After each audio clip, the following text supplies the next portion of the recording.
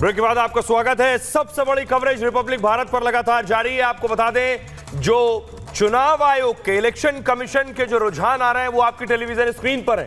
BJP 243, 243, 272 के आंकड़े तक बीजेपी नहीं पहुंच पा रही है। दूसरी तरफ कांग्रेस जो अब तक सेंचुरी लगाने से एक पीछे।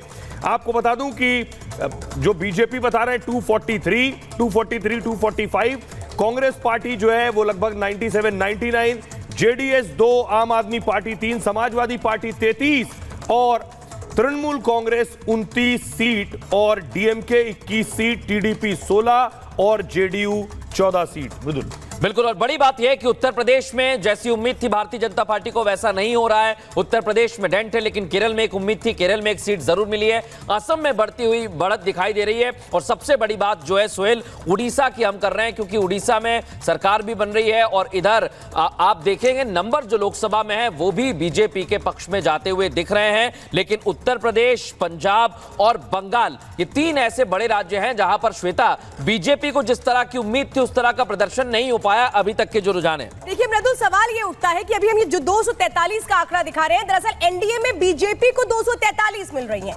282 2014 में मिली थी और 303 लगभग मिली थी 2019 में।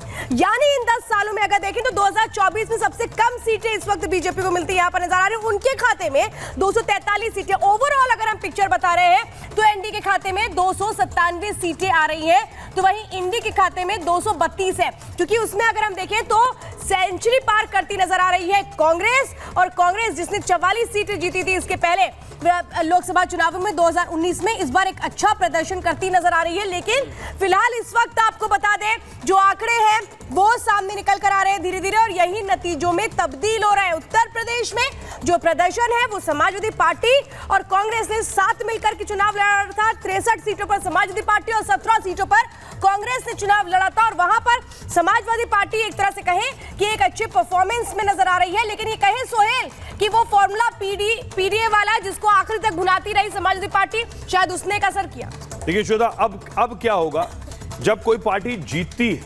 समाजवादी पार्टी इस वक्त 33 सीट पर आगे चल रही है, कांग्रेस 7 पर, यह मिलाकर हो जाता है 40।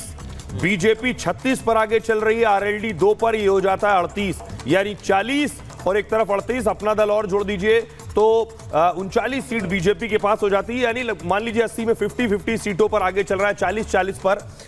अब सवाल यह है कि क्या वजह रही कि समाजवादी पार्टी क्यों आगे रही। टिकट बंटवारा एक वजह है, कोई और लोकल इश्यूज थे वो वजह है, कोई छोटे इश्यूज थे ये वजह है। बहुत सी बातें हो सकती हैं करने के लिए, लेकिन इस वक्त इंपॉर्टेंट मुझे लगता है ये भी है कि बीजेपी टोटल ओवरऑल अपने वोट परसेंटेज से जो 2019 में 39.8% के आसपास था, वो लगभग 37% के आसपास आ गया है। और वो बड़े बड़े नेता जो उत्तर प्रदेश में, मृदुल, अरुण गोविल साहब जो कि अभी फिलहाल आगे चल रहे हैं, लीड ले रहे हैं, उन्होंने लगभग 8000 की लीड ली हुई है। सुनीता वर्मा वो ट्रेल कर रही हैं जो पहले आगे चल रही थी। तो अभी जो मार्जिन है वो मार्जिन खुद बता रहा है कि कई सीटों में अभी फेरबदल हो सकता है। और ये कुछ जो आंकड़े हैं वो अपडेट हुए हैं एनडीए के, अगर हम देख लें तो बीजेपी को 245 इस वक्त मिलती नजर आ रही हैं, और जेडीएस को इस वक्त 2 मिल रही हैं, टीडीपी को 16, जेडीयू को 14, और ये इस वक्त हम आंकड़े बता रहे हैं जो अभी अपडेटेड आए हैं। अभी तक 243 बीजेपी हम बता रहे थे, लेकिन 245 हो चुकी हैं। कांग्रेस जो लगभग 100 का एक आंकड़ा पार करी थी, लेकिन अभी इस वक्त 97 हम दिखा रहे हैं। तो टीडीपी 16 है, जेडीयू 14 है, और इसी तरह से अगर हम इधर देखें इंडी में तो समाजवादी पार्टी 36 सीटें लेकर के अपने खाते में आ रही है, कांग्रेस 97 सीटें लेकर के आ रही है। 1-2 सीटें इधर उधर होती हुई इस वक्त फिलहाल